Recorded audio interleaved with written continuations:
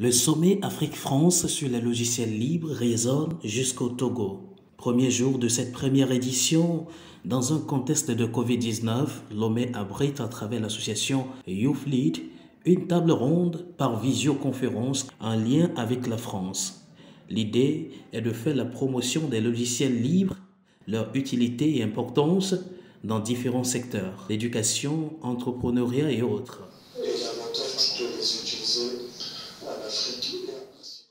Des panélistes en ligne édifient le public restreint dans cette salle sur le pourquoi il faut aller à ces logiciels dits libres.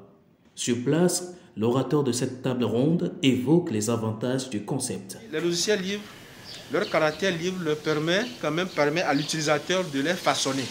C'est-à-dire que tu prends le logiciel, tu peux toi-même le paramétrer comme tu veux, et aussi l'utilisation, ça dépend de toi. Et donc, ça donne quand même la liberté à chaque individu de faire ce qu'il veut avec le numérique, avec les outils numériques. Pour les participants, c'est un grand plus de prendre part à cette aventure. Je repars d'ici satisfait parce que la question de logiciels livrés de façon générale, la connectivité, ça interpelle beaucoup. Ce thème doit beaucoup nous interpeller pour que nous réfléchissions encore mieux, par rapport à l'utilisation de ces outils.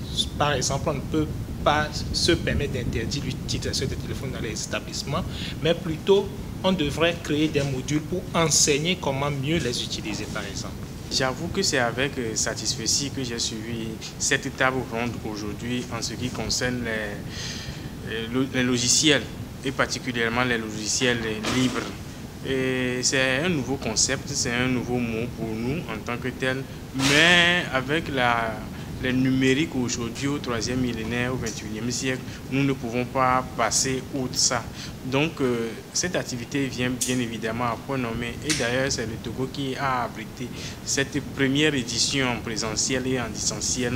Ça nous a apporté beaucoup plus de notions que déjà à la rentrée nous allons incorporer dans nos programmes. L'initiative est de l'UNESCO et ses partenaires. Elle se veut pérenne. Les rencontres Afrique-France du logiciel libre sont 5 jours de travaux en présentiel et en distance sur la philosophie, le développement et l'usage du logiciel libre en Afrique et en France.